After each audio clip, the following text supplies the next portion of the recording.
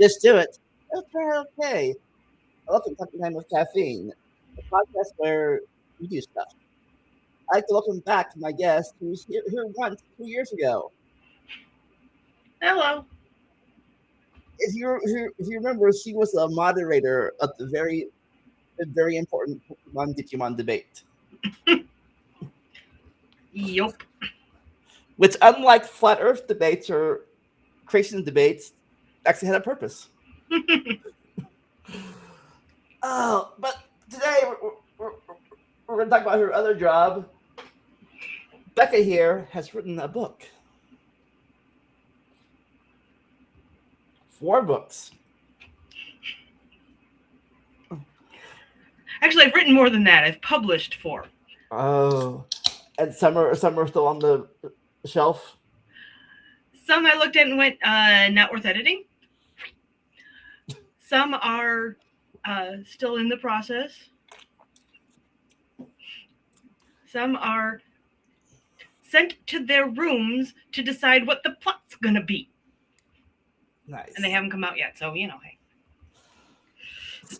So what made you get into the like when were you hit by the writing bug?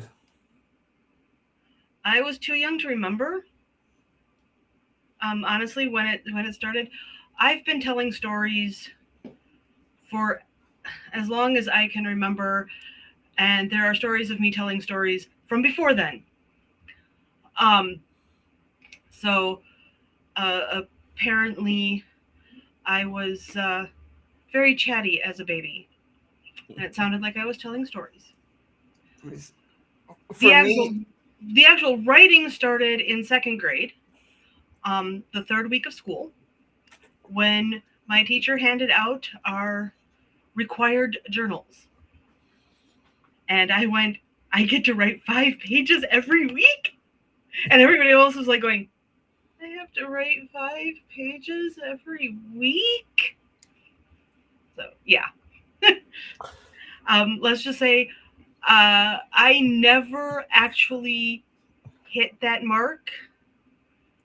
My first week, I turned in 25 pages. overshot a little bit. Just a little bit. Um, by the time uh, we had journals in our school until I was sixth grade, and in sixth grade, I used up 28 college ruled journals. And last time I checked, I still hold the record. Nice. So, Somewhere in my garage, I think unless I threw them away in the purge, my parents died. There were like notebooks full of stuff I wrote, stories I wrote, mhm. well, in middle school, high school. Well, print off my Apple computer. I always did little I did little self interest fantasies with me and my friends in school adventures, underground tunnels in the school back in the 80s when I said that doing homework. Yeah, no, I've been writing. It's just it's part of what I am. I can't. I literally can't not do it. I get physically sick if I go too long without doing something with fiction, and so yeah, Yeah. it's one of those things. I go to a lot of writers' conferences, and one of Oh, the things that like young writers like, how do you know if you're a writer? If you try to stop and it doesn't work, then you're a writer. If you try to stop and it does work, good. Go do something else. yeah, I get.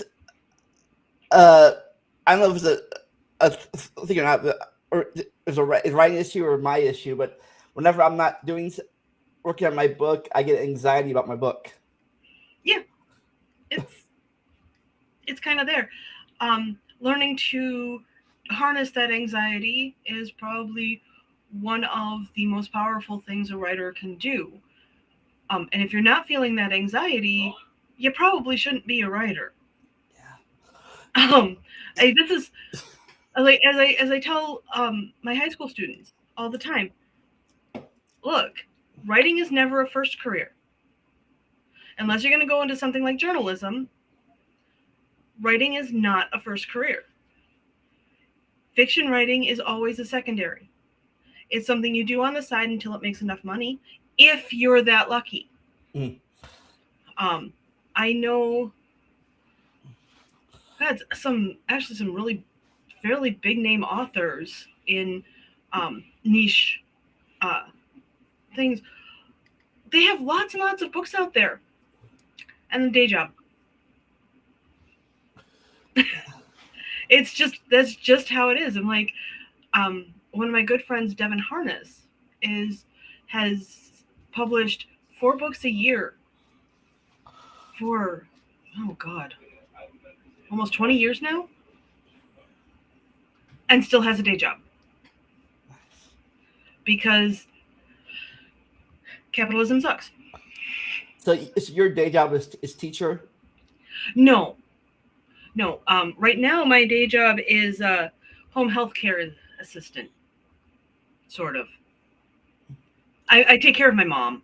Well, yeah, I get a few pennies from the state to do so. nice. When my mom still lived at home, before we had no choice to put into the nursing home for the last 5 years. We had a homemade help, and it pretty much rotated because half the time they never either didn't show up or they were always late. So I usually help my mom out of bed. Yeah. And my mom is still mostly self mobile, but Yeah. she's needing memory care, and let me tell you, that's a hard one. Um, but yeah, so that's that's most of what I'm doing now. I also tutor. Um, I've never been a teacher. I don't want to be a teacher. I like tutoring. Oh, I like interpreting. Um, I like doing, specialty projects like certain writing projects. nice. But I don't want. Yeah. I looked at the requirements for being a teacher in my state, and yeah, no, thank you. Yeah, once upon a time, I did want to be a teacher. I wanted to be a history teacher. Because besides writing history was my favorite pastime. I love learning, but college, I just did bad at college. I just Um, no, it's like, and it's getting worse. It is.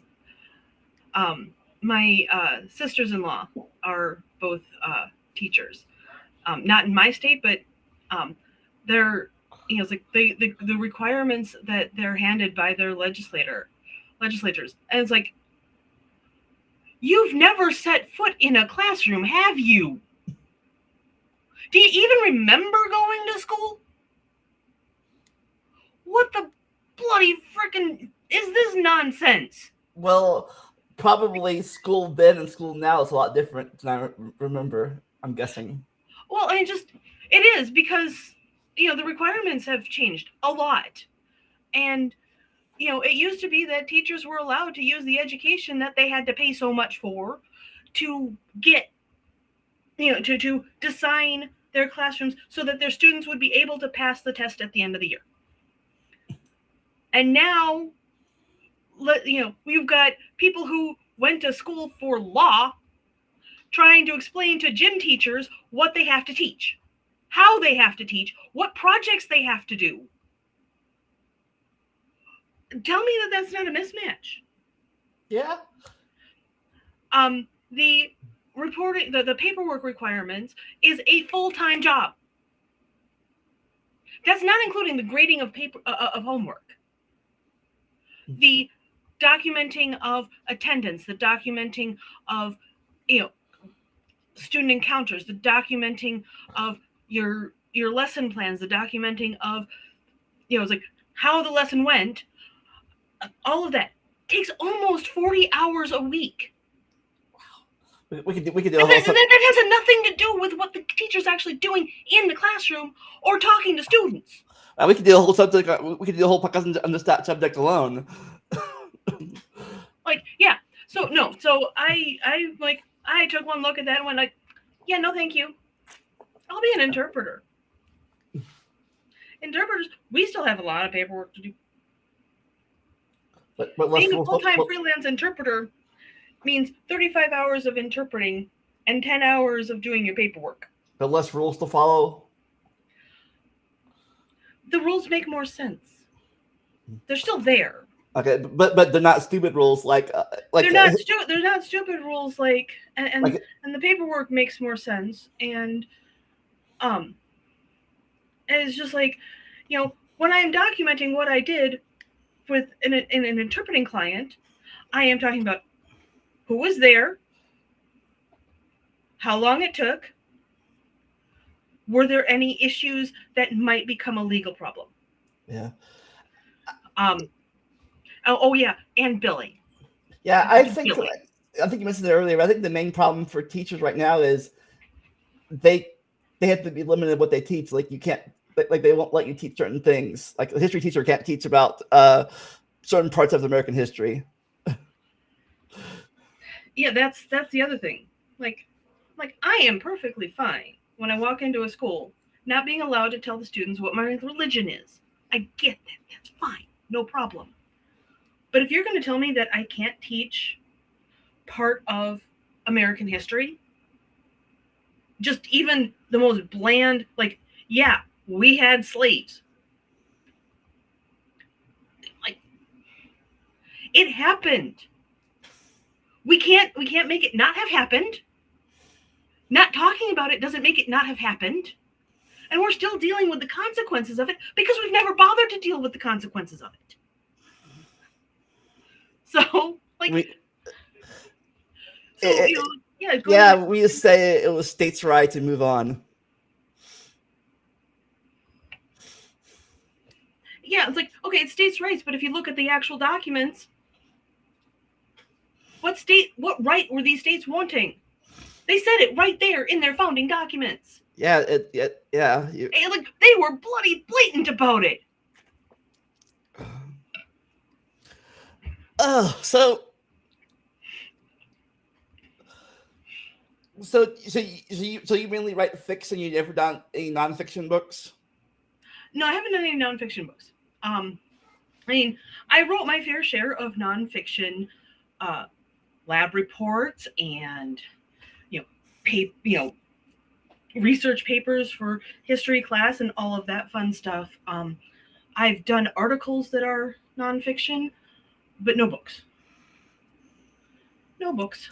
I'm not particularly fond of the nonfiction writing. It's a grammar set I'm not particularly well versed in. Yeah. Okay, lab reports. Take that back.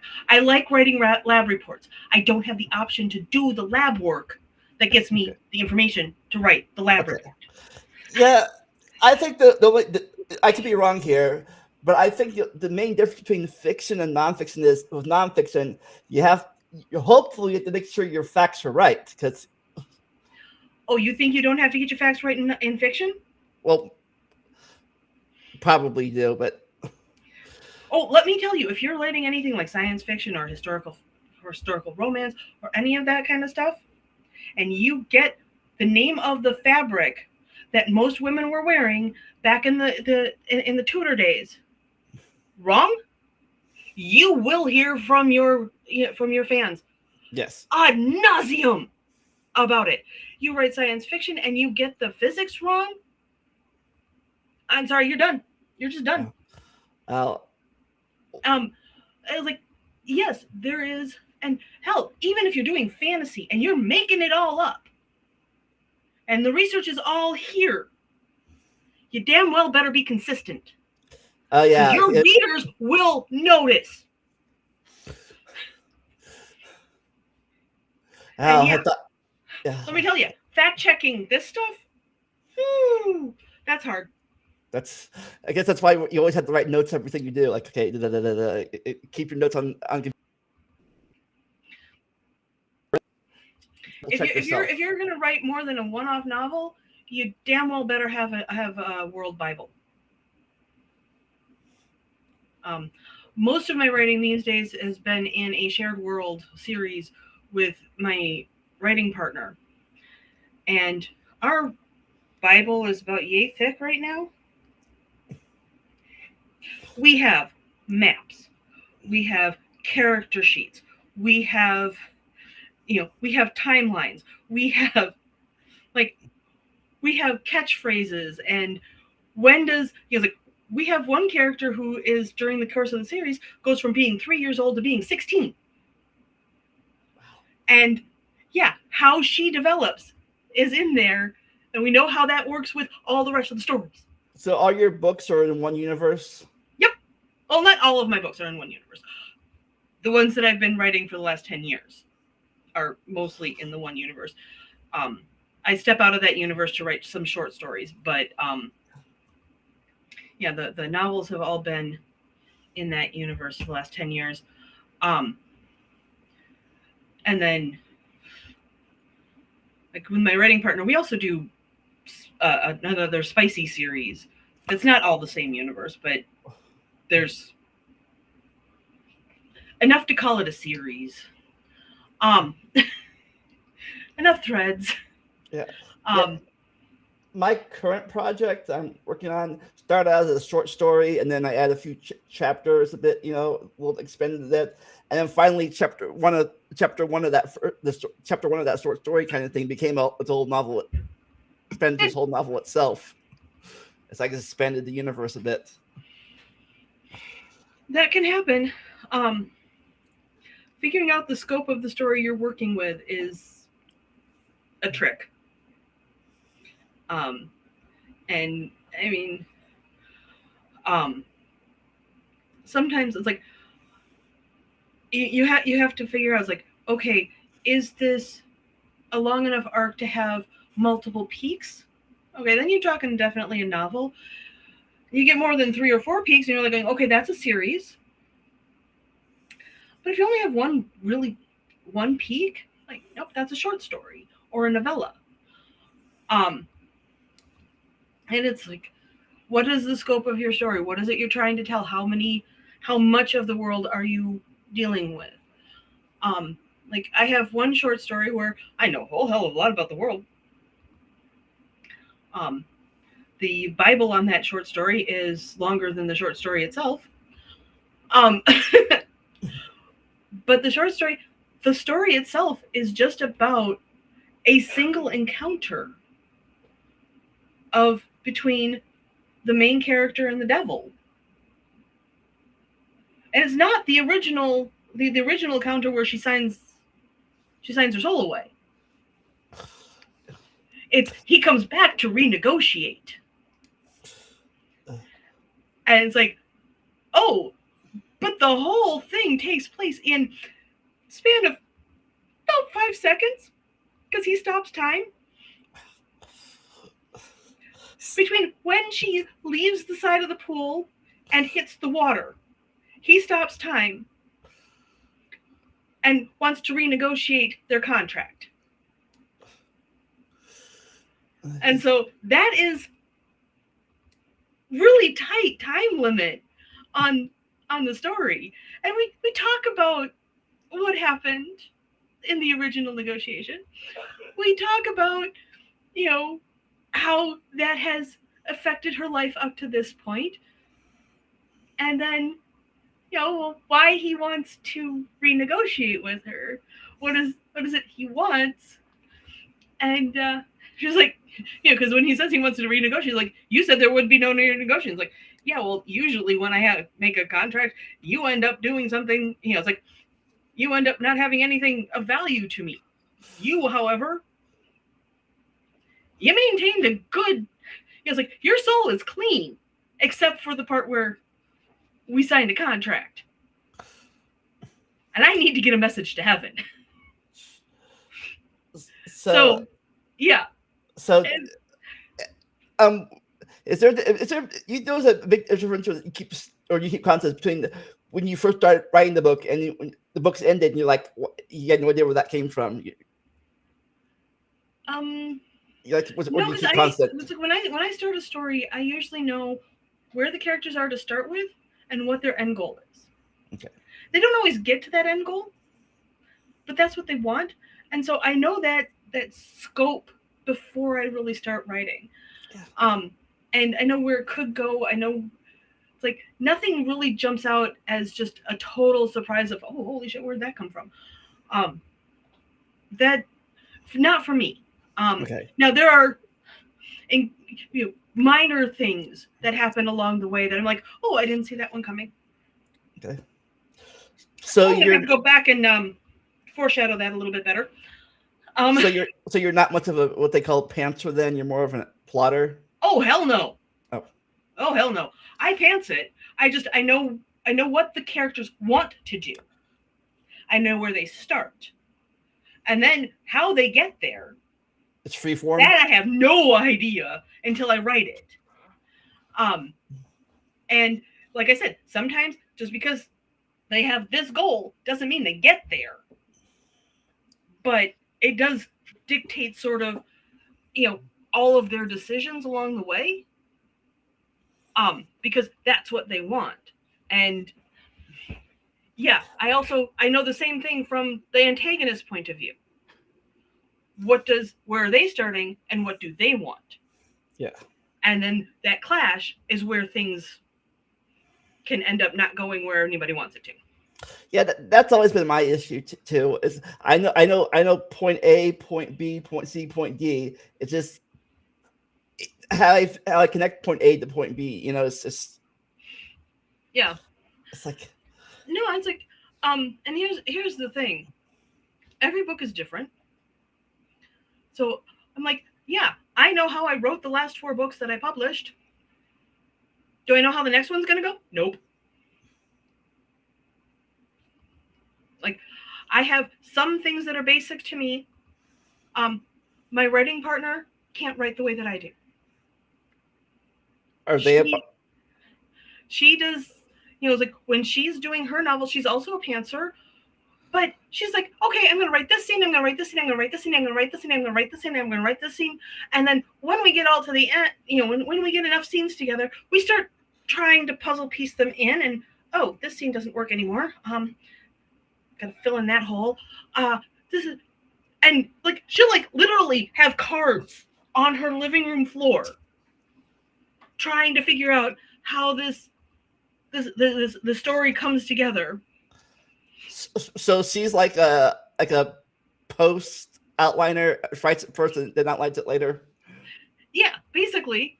Um, and the amazing thing is that when we do like actually collab and write together, it somehow works. She's still going every which way till Sunday, and I'm going from here to here to here to here to here to here to here to here. And somehow it works. I don't know how it works. So do I you couldn't like tell you that, so you like but it write works. you write different scenes, you write different chapters, you write the same chapter, or how's your co-op work? Or do you know? Well, remember the part that I said about every book is different? Yeah. Yeah, those are Every even more so. oh. A lot of times, mostly when we're writing specifically in the same story, we're writing on our spicy side.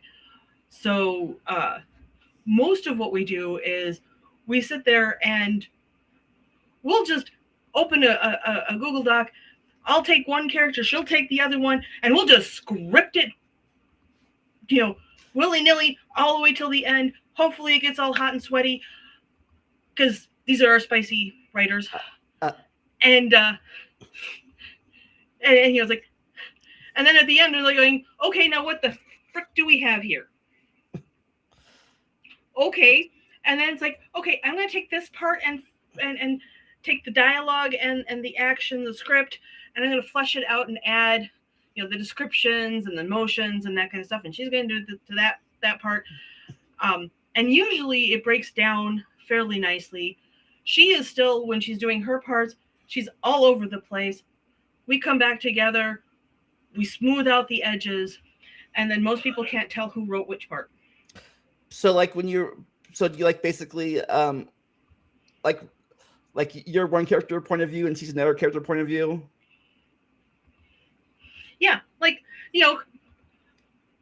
when I'm talking spicy, there's usually two people involved, um, and very few clothes. Um, just so we're clear about what we're talking about here. So definitely not a children's book then. Oh no, no, no, no, no. Let's just say my high school students don't know that author name. Um, so uh, and it's like, yeah, it's like, okay, so how do we get into that situation? It's like we meet, we talk, we do this stuff, and it goes on. We figured out that we could do this because we were in a writing group where we got challenged to co-author a short story, and the prompt that we were randomly handed was, "I'm not wearing any underwear."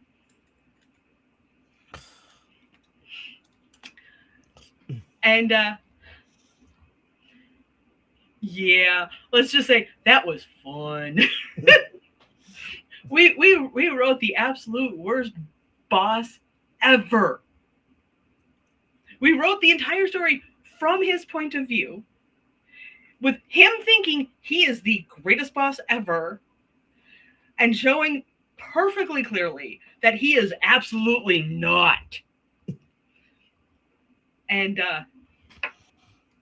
yeah, let's just say HR would have had a field day with that one. So basically, so then at least so your stories, at least not on purpose, don't follow like a 3 act structure or a hero's journey or circle whatever the other. Not on purpose, no. Okay. Um, I have had one of my uh, novels that I wrote before uh, is a young adult sci-fi adventure, and I have had other people tell me that it fits nicely into the hero's journey. But you didn't plan it Um, that way. I no, no. It's just how the story worked out. And most of the published authors that I encounter on, we don't think about that Okay. beforehand. It's, what does this story need? Listen to the characters. Okay. What does this story need? And you go through, and some will then, once they get the first draft done, will go and figure out what structure it is and edit to that. Others are like, nope, the English teachers can figure it out for themselves, darn it. um, Reminds me of uh, 10th grade English class. My teacher was really, really excited because one of her favorite books to teach, the author was going to be in town, and she managed to snag a day with the author coming to class. And there she was, teacher's favorite author, standing right there. And the teacher wanted us to, really study the book so we knew what we were talking about when the author came. And the author sits back and goes, "Oh, that's cool. I didn't notice that myself."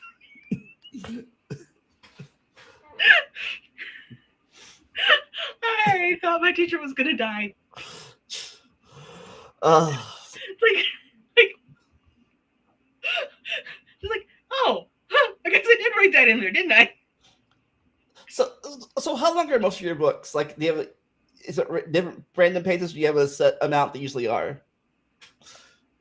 Um, I mean, word count, Most not of my pages. novels come out somewhere between 100 and 120,000 words ish. Um, just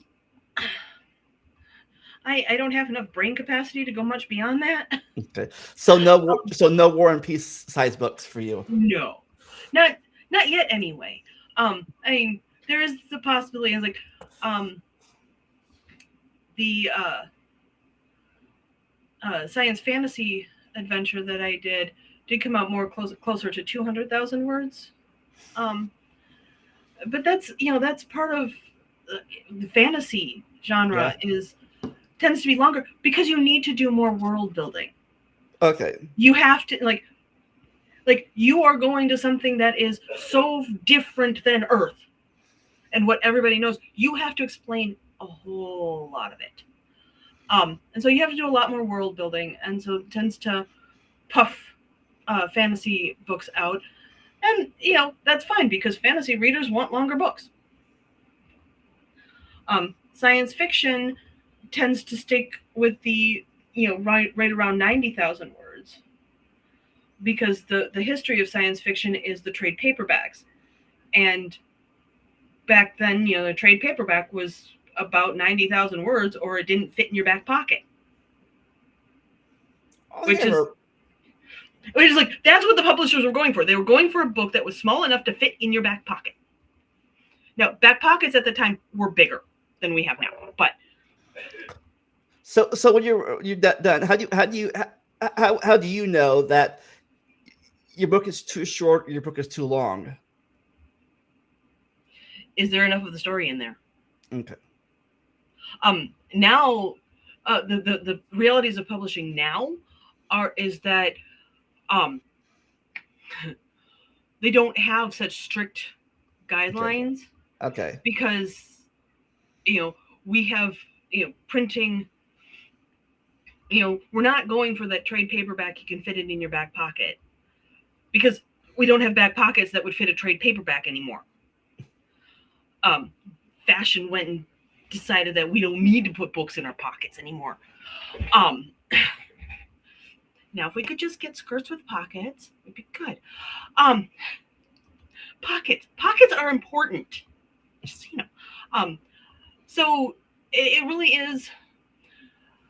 Short stories are going to have most of the time are going to have more strict word count guidelines because short stories get printed in magazines, and magazines have very strict space requirements.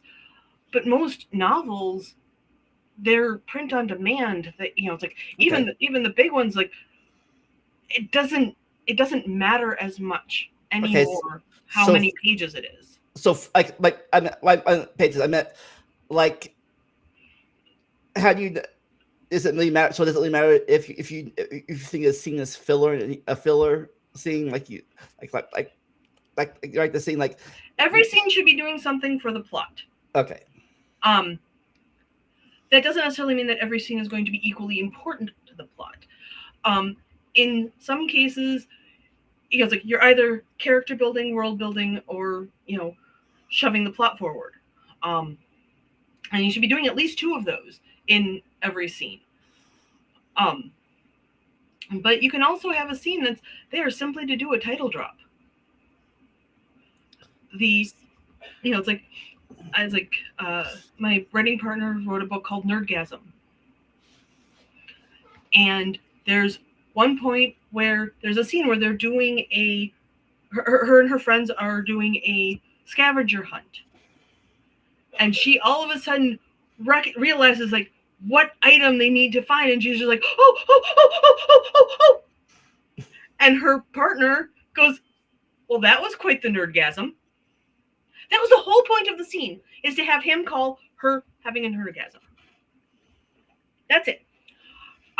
But we couldn't cut it from the book because that was an important character trait.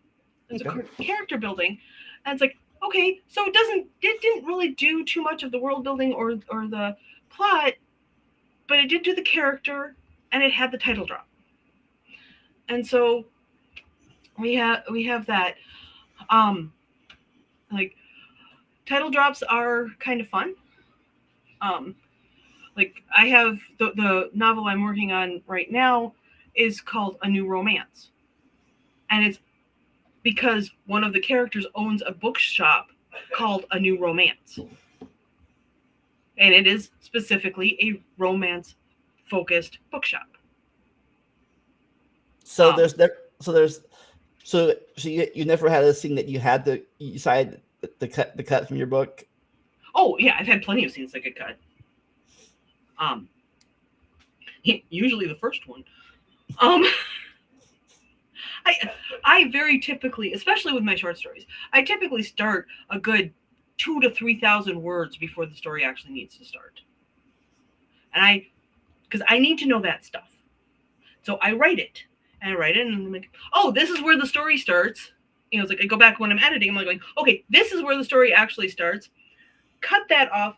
Find the information that needs to go over here and stuff it. The little bits that have to be in the story get pulled out and stuffed in somewhere else. And it's like with my novels, a lot of times there's the first chapter that is just a nothing thing where I'm learning the characters and their voices and that kind of stuff, and it just goes right out the window. So, and then there's other times when I'm like going, I'm going through and I'll get to a point where I'm like going, this is going the wrong way. Go back a scene or two, throw those out, try again. And like a lot of times, like writer's block for me at least most of the time is either real life is crashing and I can't focus on writing, or the story went the wrong way. And it's like it won't keep going because it's fallen off the rails. And I don't know if you've ever seen trains that fall off the rails don't go very far. So yeah, like no, okay, back it up, get it back on the rails, get going in the right direction. And all of a sudden it's a whole lot easier. So do you usually write the book first and then figure out the title, write the title first and then figure out the book? No, usually about it. Sorry. Sometimes the title comes first. Sometimes I'm struggling right up until publication and then I'm still not happy with it. Sometimes, I figure it out in the middle. I don't know. Like it's like, yeah, there's not a lot of standard to writing. There's not a formula to writing, especially fiction. I mean, there's a formula to writing a lab report. That formula includes how you make the title for the lab report. And that's why lab report titles are 10 pages long. So lab report, is that the same as like a peer-reviewed paper in scientific journals? Yes. The peer-reviewed papers, our lab reports, are, you want to go really heavy duty on it. That's a dissertation. You get, it's like you can make it really big. You can have it just okay. I did this one little experiment, and here's the report on that one little experiment, and it's like 10 pages, which is all title. But it's like there's a formula to that, and it has to be because that's how science works, and that's how it's like a person checking your work needs to know where to find which information, and so you have to follow that formula. There's no creativity really to the writing of a lab report. But fiction is its own beast. Fiction is a story. Fiction is trying to tell you the truth using lies. And truth is not a particularly stable beast. Especially not the kind of truth that requires lies to tell you. And if I want to, I'm going to go to TV because Star Trek did this wonderfully well. Star Trek could talk about a lot of the really sticky social issues in the 1960s because they were talking about it in the 2360s, or what, I don't remember exactly what their dates were, but they were fairly understood and totally different. Like, how do you know that racism is bad? It was like, well, you've got that one episode where you've got the one guy who's black on the left side and white on the right side, and the other one is white on the left side and black on the, and they were like, the humans looked at them and going like, it's not much of a difference, really. What? You get somebody who's dyslexic, and they're never going to be able to tell things apart. But the two characters were dead set that they were absolutely, totally against each other simply because of the color, which side the color was on. And it's like, by taking it so far out of the Black Americans versus white Americans scenario, you could have a commentary on that whole dynamic, the whole racism in America part, with these two characters who are so blatantly, obviously the same. And it's like you could do that commentary that way in a way that people aren't going to shut down, because you're not talking about them being bad people. You're not hitting on that kind of stuff. The whole thing with Star Trek, where you had Lieutenant Uhura, who is a black woman, who was a lieutenant, and she had some damn good fine power on that ship. You had, Russian and and Japanese and other those kind of characters, all on the bridge crew, working together. Just like, this is like, yeah. And this was in the 60s too. This was in the 60s. And yeah, it's like, there were some people who hated it because of that. But there's also, it's like, this is how you can do it. This is how you can say things like that. You can have, it's like, in romance, you can have the conversation about, what makes for a good relationship using fictional characters. And, you get to the happily ever after, which never really happens in real life, because real life does that have an ending? Story. Does it have an ending? Doesn't have, well, it does have an ending. It's just not a happily ever after ending. Hate to tell you this, but happily ever after involves mortgages and changing diapers and arguments, and the castle falls apart eventually. I was like, there's have you ever seen the Sondheim musical Into the Woods? I have not. Okay. The first act of Into the Woods is all about a whole bunch of fairy tales come together, and they're running around in the woods trying to do their fairy tale things. And so, it's like, the first half is the standard fairy tales. Jack goes up the beanstalk and he gets the golden goose, and he comes back down and chops it down, and the giant falls, and all of that fun. It's like, yay, we win against the giant. Cinderella gets her prince, Rapunzel gets her prince. He was like, all of these, like, I'm really going. And then he takes the act break, and you come back. He's like, well, what's left? Well, the giant had a wife. She's coming for revenge. Cinderella and Rapunzel find out that Prince Charming's aren't so charming.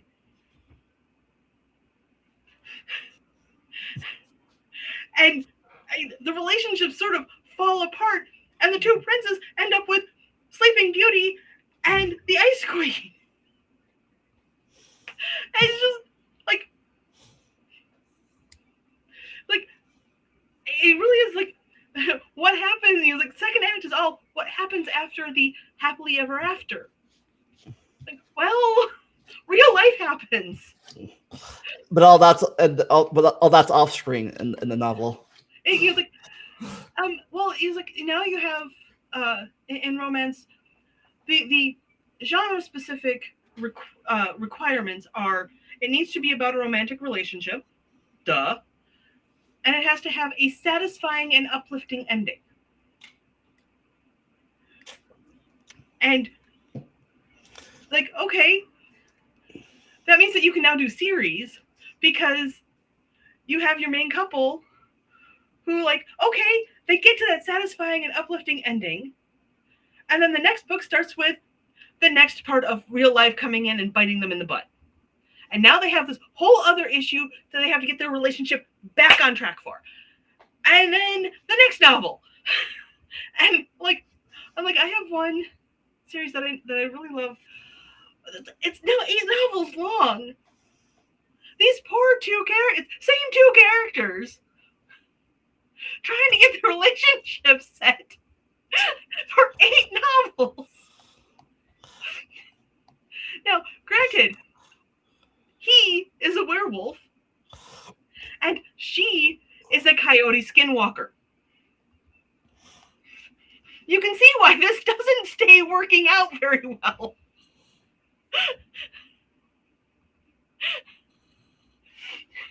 But it's like it works. You know, it's like as novels, it works because they do every time they do manage to get back to, okay, we're good. Okay, we're good. And it's never the two of them doing something to each other that causes the next novel to start. It's something from outside comes in and boom. Because he's the alpha of a werewolf pack, and she is the daughter of a trickster god.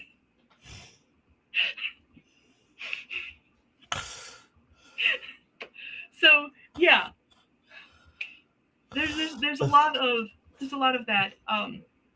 One of my short stories in the series that I've been working on actually was started by a challenge. Other romance authors tell me you can't write a romance about cats, and I said, challenge accepted. Well, the series itself is set in uh, um, a farm to table restaurant run by the Norse gods Bridget and Bress. She is the goddess of hearth and forge. He is the god of harvest and husbandry. They work really well together. But at the time of the cat story, so we have two cats that they're alley cats. One is an abandoned house cat, and the other one has been feral her entire life. And they meet in the alley, and things happen. I don't want to give the whole story away. Meanwhile, the gods are supposed to be on Earth trying to get people to believe in them. Not specifically them as gods, just believe and ask for help and that kind of stuff. And nobody's asking for help. And they're getting really frustrated. And when you have somebody as fiery as the goddess of hearth and forge getting frustrated, she snaps really early on in the story. She snaps at Bress, and you think that they're going to be just this head buddy thing. But by the end of the story, they do manage to come back together. He apologizes, and she apologizes, and they get back together, and they're back to being happily married couple. But they were married the whole time. But it is still a romance story about those two, because they had a disruption in their relationship. And what brings them back together is helping the cats get together. Mm. And so now we have one of the side characters in that world is the Notagib cat. Because when I was researching for this, like I said, you do need to do your research. You got to get your facts right. Male cats, if they are neutered before puberty, don't develop a particular structure in their brain. It's there, but it never develops. And that structure is what causes a lot of the problematic male cat behavior, the spraying, the territorial, strongness. And so I found out Yeah, if you're going to have a male cat, make sure that they are sterilized before puberty, because afterwards you don't necessarily get rid of all of the nasty behavior. Um, well, that's called a gib. When you sterilize them before puberty, they're now a gib, not a tom. So when the gods accidentally did a little bit too strong on the healing potion, the healing magic, because he got bit by a rat, um, the healing potion noticed the scars for where his balls were and put them back. But because there's no scar for where that part of the brain is, it didn't do anything to that because there was no injury there. It just didn't develop. So he's got all the functional parts to make babies, but he doesn't have that one particular structure. And so he's not a Tom and he's not a Gib. And so they refer to him throughout the rest of the series as the not a Gib. So so that so is that like a what I'm looking for, a situation or a part where you take characters in your book and make it they get their own series or own book? Oh, they get their, it's like, and these, it's like in the case of the cats, there's not much more than a short story to the cats. I mean, I suppose I could go for a bit longer, but these two is like, no, they come together, they heal each other of some emotional issues, they decide to stay together, and we do have the magical baby trope, um, but it's kind of twisted a bit because, well, the magical baby is because of actual magic, and but they're happy, and they're in the background there. They live in the alley behind between the restaurant and the farm, and so they're there, and people know about them, and um, frequently other characters go out to brush the cats or play with the cats, in other stories. So it's like they come in and out through other stories because they're there, but they don't have much more story than that. Um, they might they might get a little bit more later on because there's a bit where another cat needs some help, but that hasn't been written yet, so I don't know exactly how that's going to go. Um, but it's like we have uh, characters like in Nerdgasm, the female character is named Judy. She is a waitress at the Hearth and Forge, and she shows up in a lot of other stories. It's like she's in a new romance because the waiter character that's part of that talks to her to get advice because he's friends with Judy, and he gets to go to her wedding, and he gets to, it's like, so he was just a friend in her story. Now it's his story, so she's a friend. But now we get to see in his story that he gets to go to her wedding, which didn't happen in her story. The wedding didn't happen yet in her story. And it's like, yeah, we get, okay. So yeah, it's like these characters, they're there, they're part of the background of of the story. And you know, that's part of writing in a shared world in a series, is that characters who get their own story stick around to be background in other stories, and background characters from early stories get elevated to have their own story. It's part of what makes it fun. So you have you always have all these ideas in your streaming around your head, even when you trying to do something else. These ideas are always in your head for your book. Yeah, no, I'm never alone. Just so you know. I have characters talking in my head all the frickin' time. They're just there. They're living their lives. And when they have a bit of their lives that's interesting enough to write about, they become a story. But yeah, I have lots of characters in my head. They're always there. Some of them haven't told me their story yet. Like I said, there's one set that spent 75,000 words and didn't get themselves out of the frickin' library. They're still in the frickin' library. Maybe the story takes place in the library. No, they're researching the background to the thing that they're supposed to be doing. That could be book 2. So Book 1's all about research. I'm just like going, you know what? I'm just gonna blow up the library. That'll get you moving. So yeah.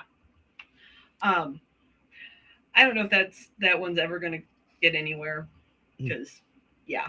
Yeah. So speaking of that, in your mind, how do you know? Do you just know when a book is done, or you have to convince yourself it's ready? Next stage. Or you have that self-doubt always? Despite the fact that I have published 4 novels, none of them were done. None of them are quite ready. It's just like, no, if I keep going, I'm going to make it worse.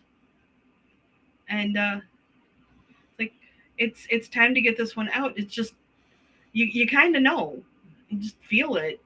At least for me, I feel it. That this is, I'm like, when a story is done, it's ready to go. And whether I fully like it or not, that's that. And in some cases, I look at it and go, yep, not going to see the light of day. And in some cases, well, in 4 cases so far, I've published. I can't tell you how many short stories I have out there, but. So are you a self-publisher or traditional publisher? Mostly self-published. I have 1 traditionally published short story.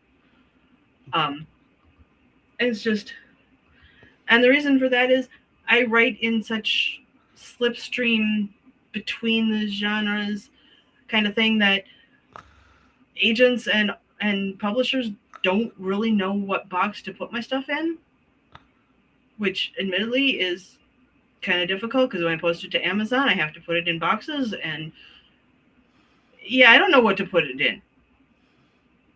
So like sci-fi, young adult, children's romance, smut.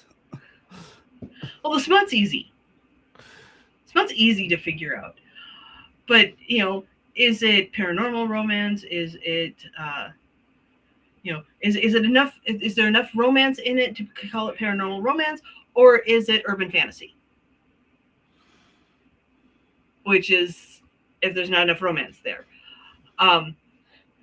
With science fiction, is it truly science fiction, or is it science fantasy, or is it, because I have, spaceships with magic. I have, it's like I have, sword and sorcery where we actually know how the chemistry works. I have, it's like, and we talk about the actual chemistry and the way that botany influences medicine, and how does the magic system influence the science system. And like okay, where does that fit? Short stories are a little bit easier because you know what, you hit 1 box, it can go in there, even if it fits 6 other boxes. You just have to get it, it's like make sure that it's in the 1 box. And it's like, so yeah, like Deal with the Devil is urban fantasy. It was published as urban fantasy because it was like, okay, it's modern America mostly, as far as you can tell, with a devil showing up Okay. in real life. All right. We have a question from chat for you. Okay. Oh, hold on.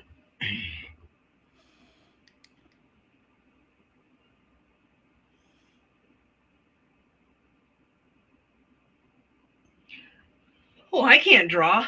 Um, no. Pinterest. Pinterest. Go on Pinterest and find visual stuff that's close enough. Like there are so many models on Pinterest. You can find somebody who looks like the character you're thinking of. Which is what I usually do. Um, that helps me keep hair color and eye color straight because yeah, that's important. Um, especially in romance. Uh, but pretty much anything else that you need visually, you can find Pinterest. I am very much of the opinion that you should not be using AI even to make your boards. There's lots and lots and lots of actual artists and photographers out there who post their stuff online, and you can look at it. As long as you don't use it, you can look at it to get the visual inspiration that you need. Um, use real art because computers don't have any heart. They don't know, you know, it's you're not going to get the emotion that you need. So, Um, so the do you are any of your books illustrated at all? Or no, I have cover art, but no, I don't. I'm hoping that my one children's bedtime story will get illustrated, but that's going to have to be somebody else. And I still need to work out the legalities of the copyright because it's based on Klingons. It's a children's bedtime story for Klingons, for Klingon children. so you got to get Star Trek copyright Yeah, approval. it's like I need that before I can get an artist to do the pictures and uh, publish. Um, as it is, we just have the local Klingon actors at my convention read it during Klingon Story Hour, specifically Klingon Drag Queen Story Hour, because we want to piss off all the right wingers. Oh, you said have you translated your four published books into Klingon yet? No, um, I wrote the Klingon story in English and had Dapper translate for me the bits that needed to be translated because it was going to be read to English speaking kids. It's like, but yeah, we have. Um, so it's got Klingon words spattered throughout, and it's based on Klingon cultural concepts and um, that sort of thing. It's all about honor and glory and you know bravery, despite the fact that the character goes off and does something stupid because that's usually what starts a story. Seriously, think about it. When you're sitting around telling stories about your own life, almost every one of them started because somebody did something stupid. Yeah. Like, if you don't do anything stupid, you don't have the fun things that make stories. Like I went to the store. I got milk. The end. Yeah. No. I went to the store to get milk, but then I tripped and fell in the sewer. That that might actually end up with a good story. Like, I was like, I'm still dealing with a shoulder injury because uh, around about January, we had a bit of a thaw here, and I decided to walk to the grocery store along my usual route. And I don't know if you know anything about thaws, but the water comes out on top. And water on top of ice does not make for a good friction surface. So you give just even the slightest bit of slope, and whee. So I So think yeah, I think you mentioned earlier one of your characters grew up in your series, start as like a kid to a teenager or adult. yes, yeah. Um, one of the characters, she is about 3.5 years old the first time we see her, and she is cute as a button because of course she is. And we know we haven't written most of her stories yet, but she grows up over the course of she will grow up over the course of the series. We know that eventually, when she gets her own story, she'll be 16. That's way in the future because she's it's like um, in a new romance she's still 3, and then her dad gets his story, Uh, um, and that's when we really meet her uh, for the first time. so no spin-offs planned for preschool or kindergarten adventures. Well, the characters in a new romance will have a second story when one of the one of them's ex comes back with the twins and says, "Yeah, I don't want these anymore."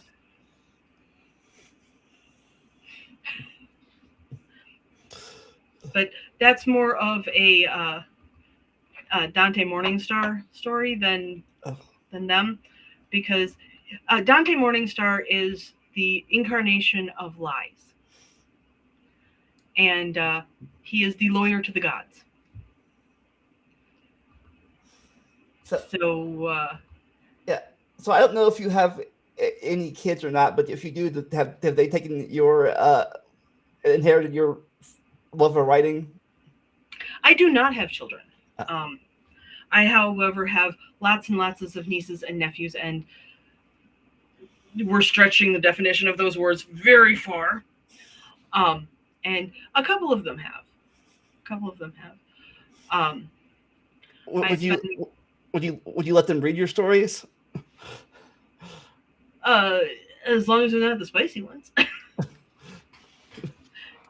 um, I write with adult readers in mind, Okay, um, that's but most of the time. Sometimes I write with young adult readers in mind. except like your Klingon book could be Except for the Klingon book, which was would be specifically we needed a story for the Klingon Drag Queen Story Hour, so I wrote that.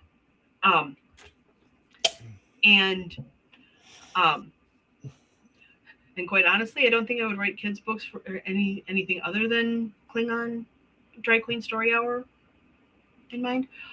Um, but uh, yeah, most of the time I am thinking of either young adults or adults as my readers.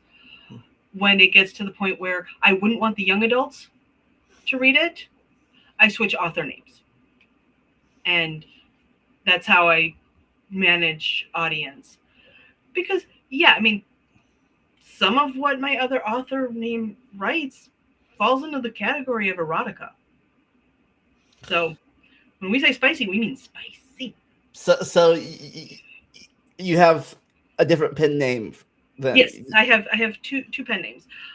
Becca Patterson is the one that writes the good for all ages kind of stuff. Although a lot of the you know a lot of my stories like go right over the head of most kids, and just like they won't be interested because it's not part of their experience. Um, then it's just the way that it is. uh-huh. And then it's like when it gets to be too spicy, then we switch to the other author name. All right, so but mainly you've always had adult audience in mind of your stuff most of the at least Well, 80% of back the in time. second grade, I was thinking of other second graders, but yeah, Oh, funny that. But yeah, no, most of the time I write with oh. young adults or adults in So you mind. weren't writing the spicy romances in second grade then, I'm guessing. No, although I did get sent to the counselor's office frequently on the day after journals were due, because Yeah, my teachers didn't know what to do with the stuff I was writing. Like, well, besides it being like 5 times longer than everyone else's stuff. Apparently, second graders aren't supposed to know how to properly motivate an antagonist. And so they were afraid that there was somebody in my life who was doing that kind of stuff. And no, it was just Gargamel from the Smurfs.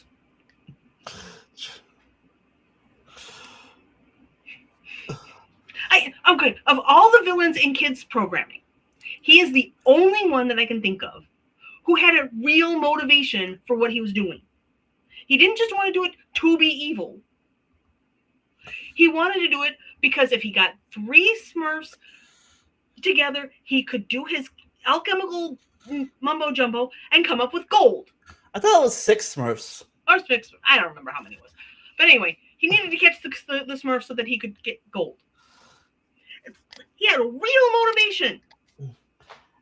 It was a bad motivation, and it was, and he wasn't very good at it. But nonetheless, he had a real motivation. And I liked that.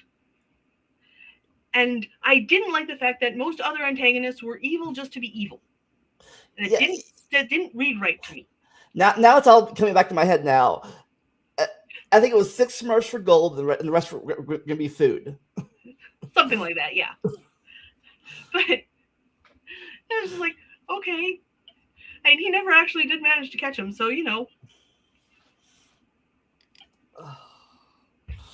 Yeah. So, and, Azrael was just, like, being a cat. Chasing small things and pouncing on them. Chasing small things, and they were approximately mouth-shaped, mouth-sized.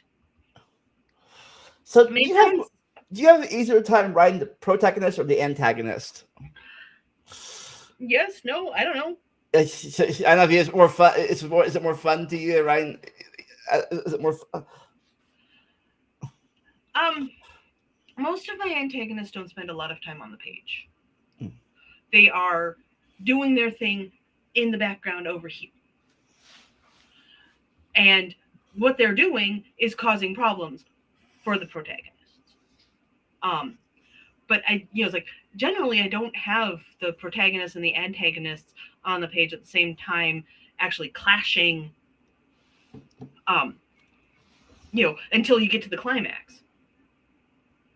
And and I don't always write an actual character antagonist. It's more like a situation than an actual person. Yeah, it's like, there's man versus the world. Oh, I hate that phrasing, but yeah, you write a story about characters going up a mountain and having difficulty with the weather. There's not really a character. It's the weather of the mountain. Antagonist. It's just it's a mountain doing mountain things, and weather reacting to the fact that a mountain's there. So it's like a lot of times I don't do a lot of, it's like, and it's like in romance, there's two sides, but neither one of them is an antagonist. You're trying to get these two people who are really awkward together, because romance is generally awkward. Like, it very rarely goes, "Hey, sweetie, I love you. I love you too. Let's get married." That doesn't happen. And if it does, it's not interesting. So you've got the whole, well, he's kind of cute, and I don't know, I'm like, okay, I'm gonna go try and flirt. And it's like, oh, that didn't go so well. And the other one's going, was she flirting with me? Was that flirting? Maybe I should flirt back. So, of the 4 books you've published so far, do you have a favorite of those 4? You like them all? No. They're all your children. You love them all equally. At this point, I didn't know how to write back then. Like, Daughter of the Queen is almost 15 years old now, and I look at it now. I'm like going, "Ooh, I did not know how to write back then." Ooh, So, you ever want to go back and rewrite that story? You keep it as it no, is. because that story's done. It's out there. Okay. It's like no. I just want to keep moving forward and writing new Okay. stories, and maybe So people won't notice that one so much anymore. so Um, so so no reboots then. no, no, I'm not. I'm not much into reboots. I'm not in the place where that story was really interesting to me anymore. Okay. Um, so, but yeah, it's like at the time I thought it was, it was, and now I look at it like, ooh, and let me tell you, every author out there has that same Yeah. reaction to their older work. I think it's the same with YouTubers. Like they like the early videos. I'm like, oh my god, I should delete Like that. Then when you do something that is skill based, and yes, YouTubing is a skill. Um, you learn little bits, you learn little tricks, and you develop your voice, and you develop all of this fun stuff, and you change. And most of the time, you get better.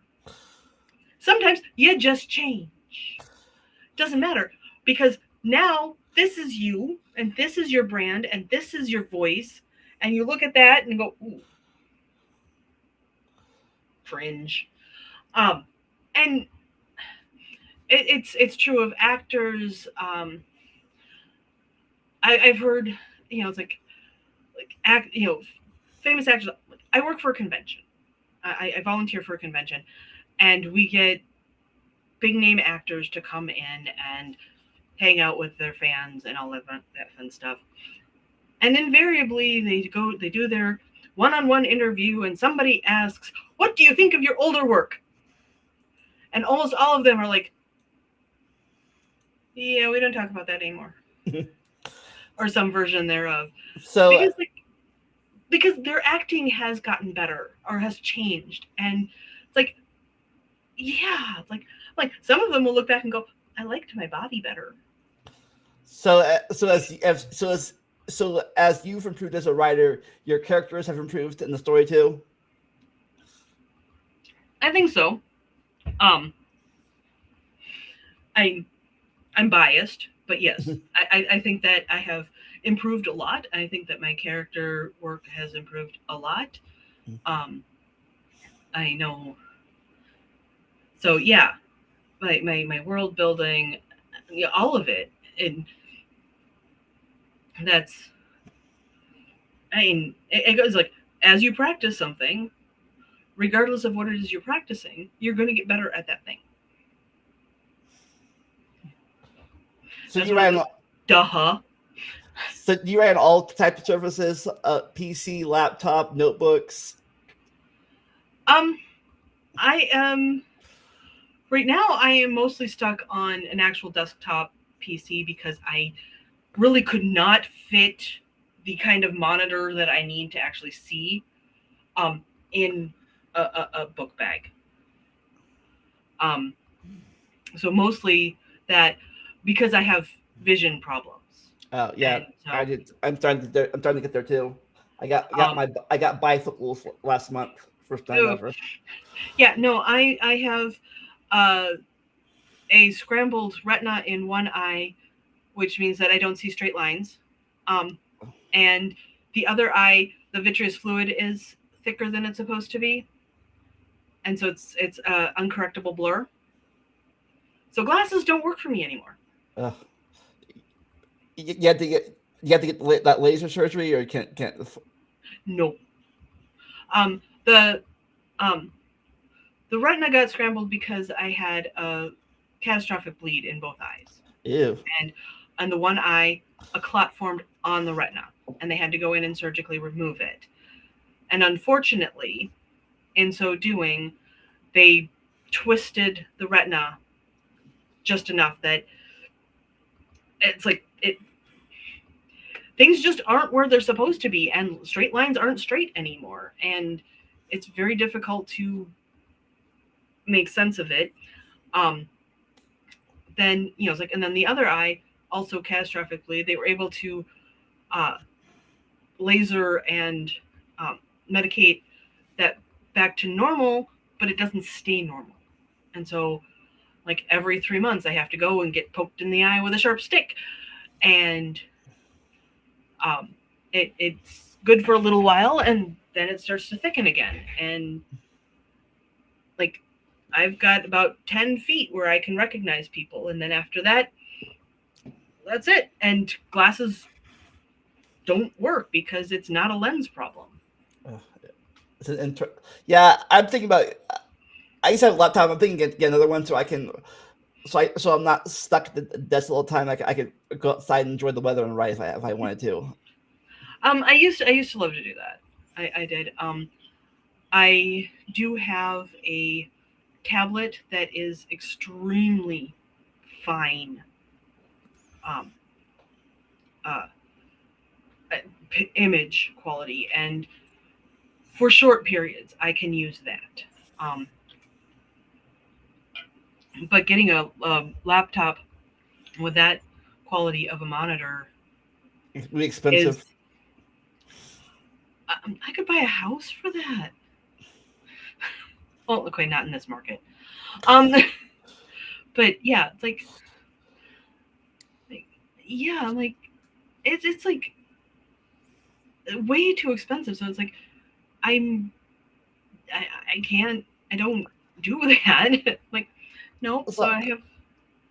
yeah, I don't know if there's a difference when it comes to writing, but are you a Windows or a Mac writer? um well, considering my in-house tech support is very very Windows Linux biased, um hates Mac up one side and down the other, I am very much a Windows person because that's what my in-house tech support does. And like I am not going to go without my in-house tech support. Yeah, right. And until I graduated, most of those computers I worked at school were Macs. They were Apple II computers. They weren't even Macs yet. They were still the old Apple computers. Yes, yes. So like learning I too had my first computer was an Apple II. And then I eventually got the Apple IIe. The portable. Basically, they slapped a convenient handle on the back. It's the same thing with my grandma's portable sewing machine. Thing weighed 2 tons, but it had a convenient handle on the top. Is that the thing where it folds up into a case? The Apple IIe. No, I meant the sewing machine. Uh, no, but it did detach from the table. Ah, You still had to put it. You still had to bring the table along with it because, like, it had to sit in the table the way that it was. Um, but you could pick up the sewing machine quite easily because, assuming you've been to the gym recently, because it had the convenient handle on the top. nice. Like, it's portable. So did you ever? I don't know if you're old enough, but did you ever write via typewriter? Yes. My In third grade, my grandma got me a my very own manual typewriter. And by manual, I mean the ka-chunk, ka-chunk, ka-chunk, ka-chunk, ka-chunk typewriter. Um, and that was that was how I learned to type. Um, and she bought me the uh, how to touch type book thing. It was a brick, huge brick. Um, and I learned to type on that. Um, so when I got to high school and we got our typing class, which was on electric typewriters, my teacher had to keep coming over and telling me not to hit it so hard.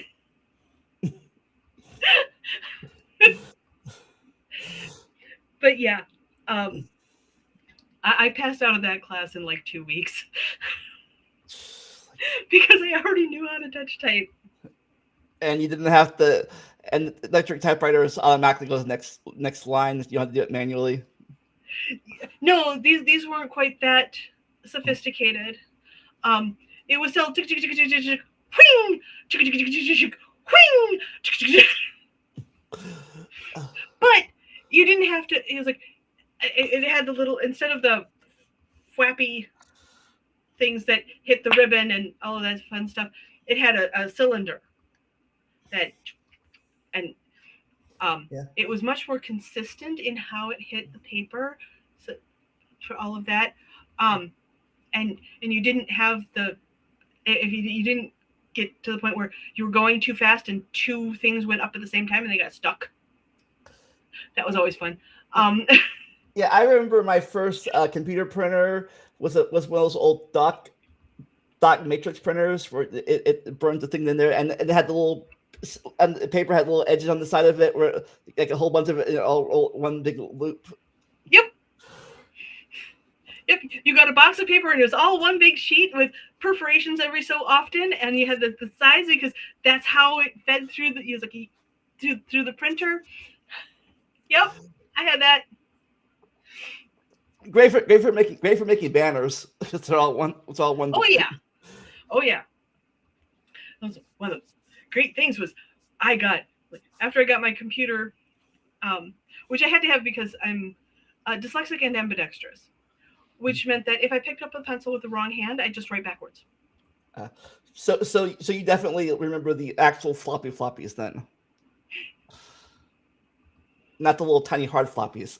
No, no, I the 5.5 inch flippity flappity flappies. So as I'm guessing, since you took typing, since both your grandma taught you and you took it in school, Mm-hmm. you're not a point. You don't need to look at your keyboard anymore to write your stories, or you still like have to look and point, clicking point. I only have to look at the keyboard if I get my fingers on the wrong spot, and I'm like, what the hell? Oh, okay. No, I don't. I don't generally look at the keyboard. Um, I had a laptop that I used for work, and because I type so much, I had rubbed some of the letters off. And so when I had to have the IT department do anything with my laptop, I was like, I can't type on your computer. I can't figure out where all the letters are. It's like, just look at another keyboard. It's the same layout. It's Yeah, a QWERTY keyboard. yeah. Other keyboards are different because most keyboards I see are the basic same, not basic outlet. There are a couple other layouts, but if you learn to touch type, you learned on a QWERTY. And QWERTY was designed because for those little flappity flappity manual typewriters, so that you, most of the time, you were going on opposite sides. Like, I'm going to type on this side, and then I'm going to type on this side. I'm going to type on this side, so that you could go faster without binding your mallets. But yeah, it's like, so that was why the QWERTY layout is what it is to, one, all the vowels are, except for the A, which is on a pinky, are off the home row because you wanted to slow down. And so having the vowels be something you had to reach for was to slow you down so that you would have more even typing and you wouldn't bind your mallets in your manual keyboard, in your manual typewriter. Did you have to relearn or unlearn the stuff you learned in English class in school when you start fiction writing? I didn't actually have to unlearn anything. I needed to learn that there's a lot of different grammars out there. And the typical American will code switch between 5 to 6 different grammars just in their spoken language every day. And written grammars are different than spoken grammars. And once you realize that there are all of these different grammar sets that are all English, they're all standard English, but they do have different rules and different things. Once you realize that, it's a whole lot easier to go, I am writing fiction. I am using the fiction standard English grammar set. And go, okay, I'm doing this, and it's just fine. What's really fun is watching somebody who doesn't, it's like watching an editor who edits, like, say, news, try and edit fiction. And they're going to just like, yeah, because you're putting commas where they shouldn't be, and it's like, wow, because, like I said, it's like, it's subtly different, but it's different.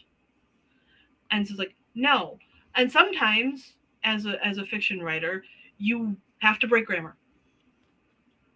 The voice of the story requires you to use non-standard grammar. And like, but you can't do that until you know your grammar well enough to know that, yes, this is a point where standard grammar will not do what is needed. And then you go there. So do you, if you do that at all, do you edit your own books, or do you get done off? Oh, hell no. Hell no. For one thing, I know what I think it says. Which means I can't tell what it does say. No, I usually trade editing services with other writers. Okay. So, like I have my writing partner, and we do a lot of our editing to each other. We have a third person in our group who we go like, okay, final edit, please. When I was looking to publish my first book, never did though, but I was looking to it. I had no idea there were so many levels of it. Developmental editing, line editing, proofreading, they're all different, revising. I had no idea there's so many different parts to the machine. Oh, yeah. A developmental editor is somebody that you want to go to as soon after your first draft as you can, because they're the ones who's going to look at it and go, okay, you've got this chapter in the wrong place, and this thing over here doesn't make any sense. So you've got a big old plot hole right here. That's what a developmental editor is for. And so, yeah, if you're going to spend money on a developmental editor, you get to them as soon as you can. Yeah, because they says you don't line edit first, because the line edit you might edit might be taken out by the developmental editor. But the line edit is the last edit. Well, there's the line edit and then there's the copy edit. And the copy edit is just going like, typos, dear typos, hey, typos, show yourselves now, come on. All of you, come on out. Yeah. Typos are... I'll praise the typo that makes it into a traditionally published work, because it went through 16 different people. So what's the difference between an editor and a proofreader then, or is there a difference? A proofreader is just going through and making sure that that when you think that you wrote the THE, that's in fact what you wrote and not TEH.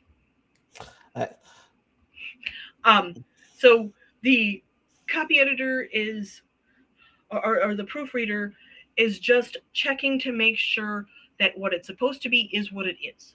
So is that usually the final step in book writing? The copy edit or the proofreading, yeah. The line editor is the one who's going through and checking the grammar. So this is the one where, all right, all of your sentences are where they're supposed to be. The plot is set.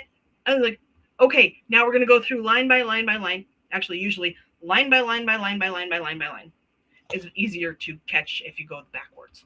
Oh, I did not know that. So reading backwards is easier than reading forwards for line editing? When you're looking to make sure that each sentence is grammatically correct, yes, it's easier to go backwards.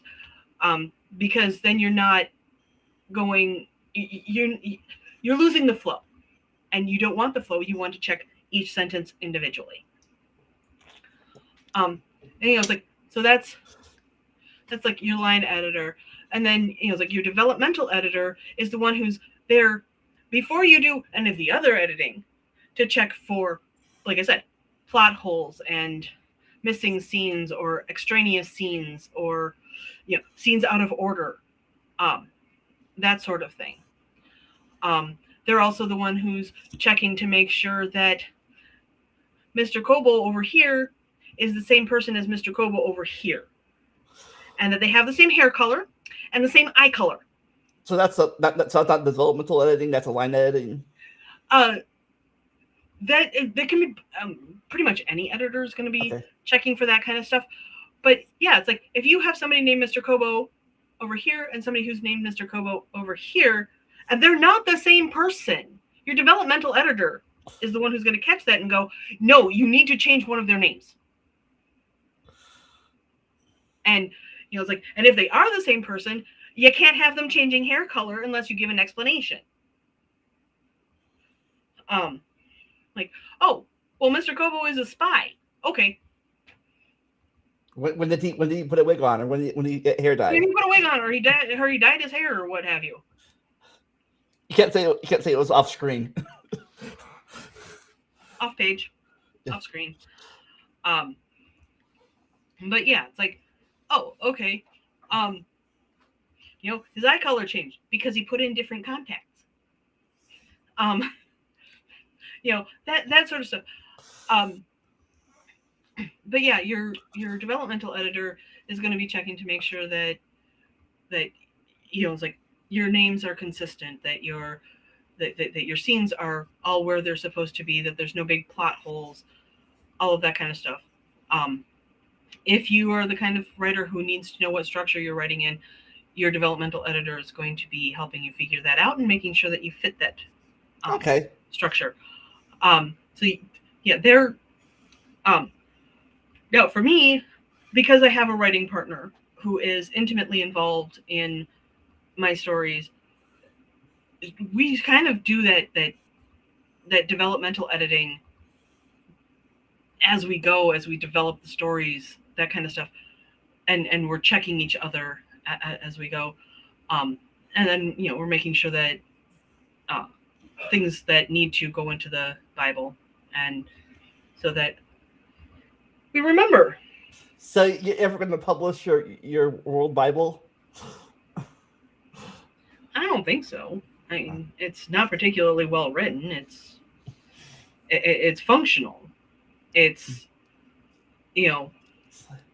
um like even the Silmarillion was heavily edited to make it readable to people who were not trying to write in that world. That's wondering because when I was in high school, I used to love Star Trek encyclopedias, or the whole stories of all everything about Star Trek, and I used to love reading those things as a kid. Yeah.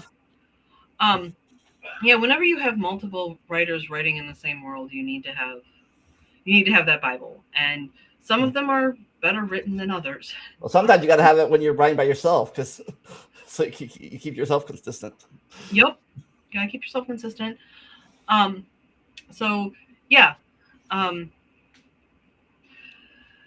So are those the only three? Is there more? Is it was just developmental? There's a lot of different titles that editors get.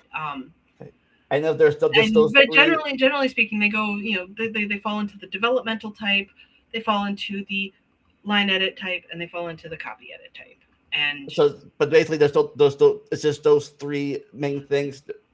Basically, they're like the others, like a copy editor versus a proofreader are doing slightly different things, but they're the same type. Okay. And how it's like it's but yeah, don't edit your own work. Just don't. Yeah, the thing is this. You may think it's good, you may think it's bad, but but second eye is always important. And the thing of it is like, I know what I tried to say. I know what I think I said. I am not going to see that I said something different. I am not, it's like, it's like, I need somebody else to read it and go, what were you trying to say here? Like, oh, it makes perfect sense to me. Like, no, it doesn't. So, yeah, like you need somebody who doesn't have the between the words bits already in their head.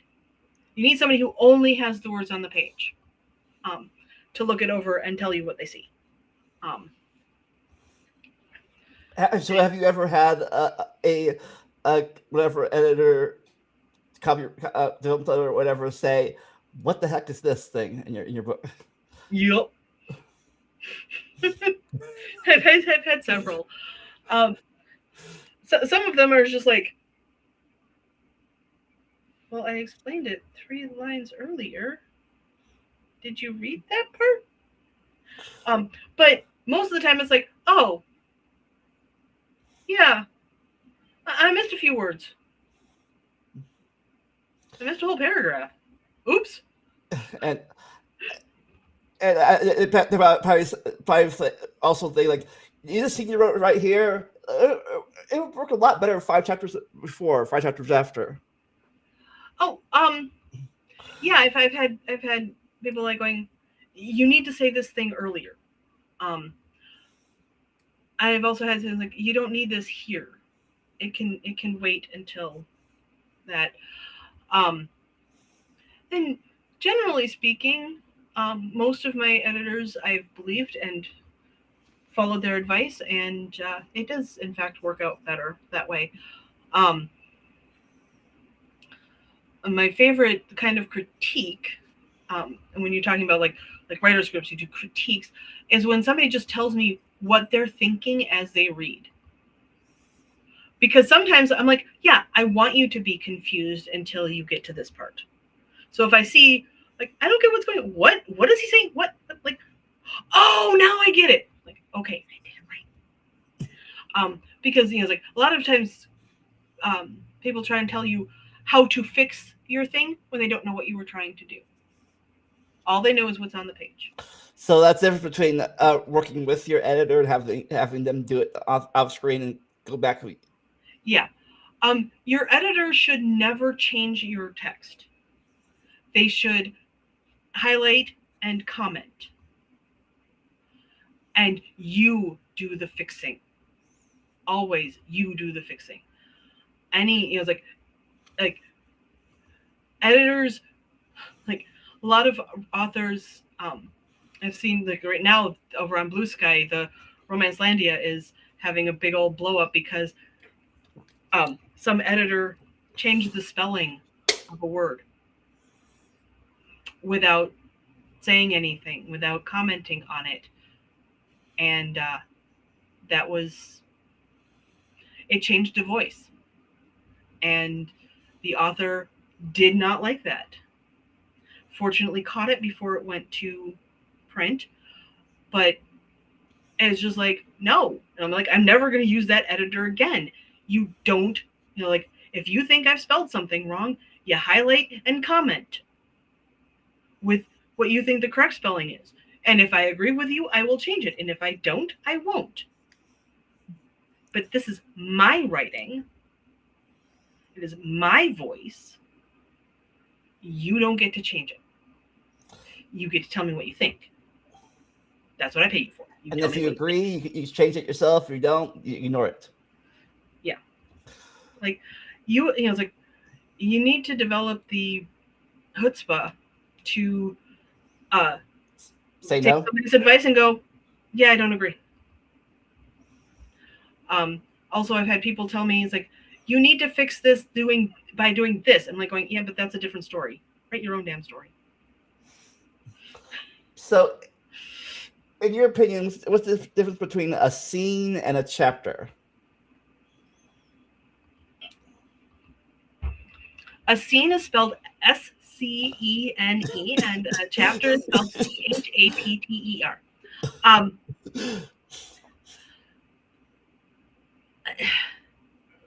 There's no real solid definition. Okay. Um, some people like to have their chapters all be approximately the same length, and so we'll put multiple scenes in one chapter. Other people want their chapters to be thematically, um, you know, coherent, and so you get, it's like, so again, you might have multiple scenes in one chapter because they're thematically stuck Yeah. together. Other times they're like, you've got like Alice in Wonderland where there's a chapter that's a single sentence. Yeah. It was that. Yeah. The other thing when I was researching this is that most people, at least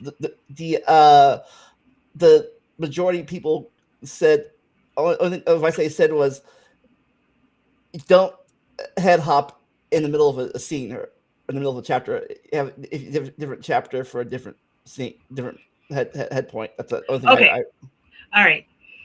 We're going to rant, and this is probably going to take us to the end of our time. Okay. There is no advice that is absolute. Yeah, I've been learning anything can be done well, anything can be done poorly. I have read books that head hop all through the middle of the scenes, all over the place. They're just wonderful, and I love them, and they're rich, and all of that stuff. And then there's other times where it's like one head hop, and I'm like, I'm done. It's like it's the same thing with tropes and all of this stuff.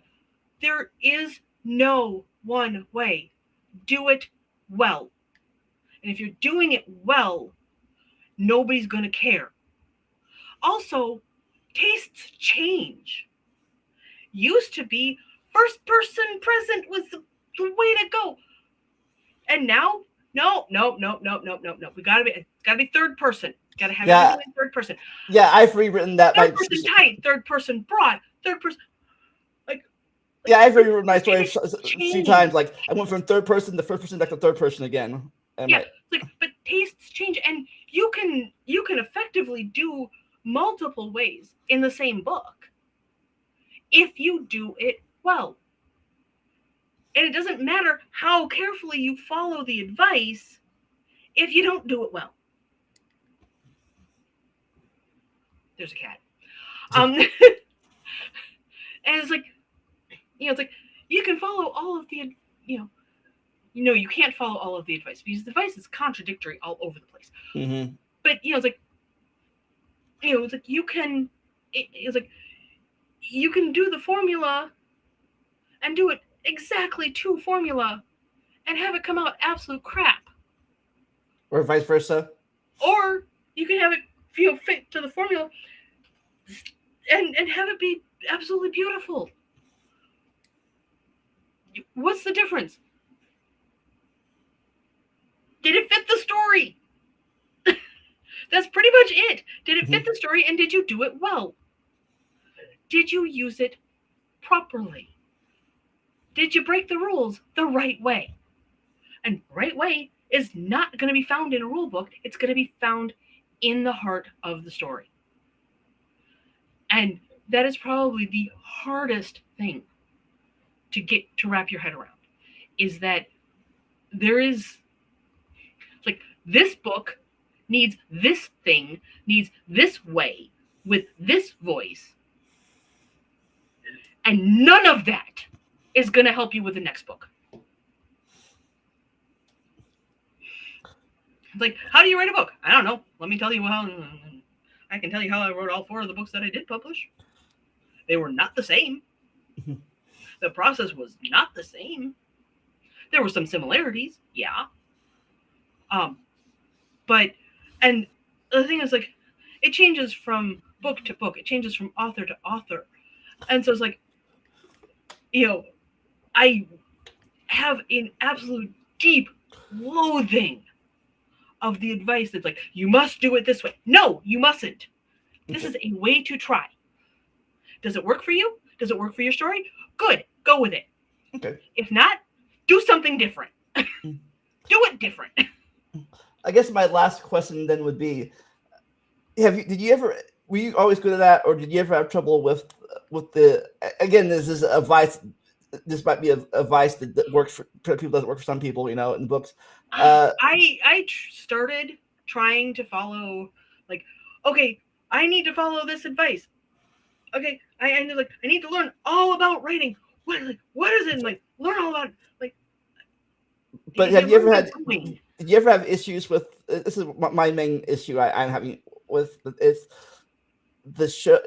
The show don't tell advice, or tell don't show advice. I don't know how. That is generally a good thing to try for, but sometimes you just gotta tell. The shirt was blue. I don't need to show you that the shirt was blue. I didn't even know how to show it. It's like showing is for emotions. Showing, like, don't tell me that he's mad. Show me that he's mad. Have him slam his glass down on the table so hard it makes silverware jump. Okay, so that's at least that sort of thing. So, like you should talk about the set of his jaw. Talk about how his shoulders are up somewhere near his ears. That sort of thing. Don't tell me that he's mad. But again, that's not for everything. That's not for everything. If it's a nothing kind of thing, it's a nothing kind of thing, and you just tell it. Yeah, it was Sunday. Yeah. I don't need to talk about everybody going to church. Because if that's not important to the story, it's just it happened to be Sunday. Especially if it's in the atheist community. Well, one of the things about being in the atheist community is that you see it's like all your neighbors are heading off to church. Except that's not really happening a whole lot anymore. But yeah, it's like, I don't know if you've noticed, but social media goes kind of dead on Sunday morning. Not completely, because everybody's in different time zones and they all go to church at different times. Yeah. But there's a lot less traffic on Sundays than there is the rest of the week. Yeah. It's like, why? Because it's Sunday. And there's a significant portion of the population for whom that means they have something else to do. So overall, again, like I said, this, we've already talked about how one advice doesn't work for everybody. But if you had one advice, wrapping this up, what would you say to people? Just do it. Seriously, Nike has it right. Just do it. It's like, take your anxiety, stuff it in the back corner, give it something to play with for a little bit, and just do it. You can't edit a blank page. And you know what? So what if you write for 2 hours today and you throw all those words out? You still practiced 2 hours. And that helped. Might not end up in your book, but it helped. I just got do it. I just got spam chatted. Oh dear. Well. Anyway. So, anything you want to advertise? Not at the moment. Since I've been taking care of my mom, I haven't had a chance to write or publish anything. So, you can find my stuff on Amazon under Becca Patterson. You want to advertise your other name? Sure, Misty Carlisle. Please be 18 plus if you're going to read any of that stuff. So I don't want to hear about it if you're 16 and your parents get mad. So Misty, is it spelled like it sounds? MistyCarlisle. As for me, next week, Jillian and my friend Snick will be reviewing the last of the MCU phases, Phase 5, the final phase, because Phase 6 isn't still happening, so we can't review that yet. And then the week after that, I'm interviewing. I can't remember her name, but we're talking about black politics and nationalism and all that stuff. So it'll be fun. After that, it's pretty much I have nothing planned right now. So also filled right now. Something will come up. Do you have a catchphrase at all? You have any catchphrases you like to say? Not really. The beans, they be cool. I never stop learning and enjoy the randomness. We will see you all next time. Bye. Hey, thanks for watching my podcast or Let's Play. If you want to help support my channel, you can make a monthly or yearly pledge on Patreon, or just a one-time donation on Vimeo, PayPal, or Cash App. For those looking for something to wear, we have some shirts, hats, and other stylish things in our merch store. If you enjoy gaming, you can always follow and sub to me on Twitch. For those who don't want to give money, I have an Amazon and Steam wish list who can help the channel out. And of course, just liking, leaving a comment, and sharing this video helps more than you can imagine. And always remember to never stop learning and enjoy the randomness.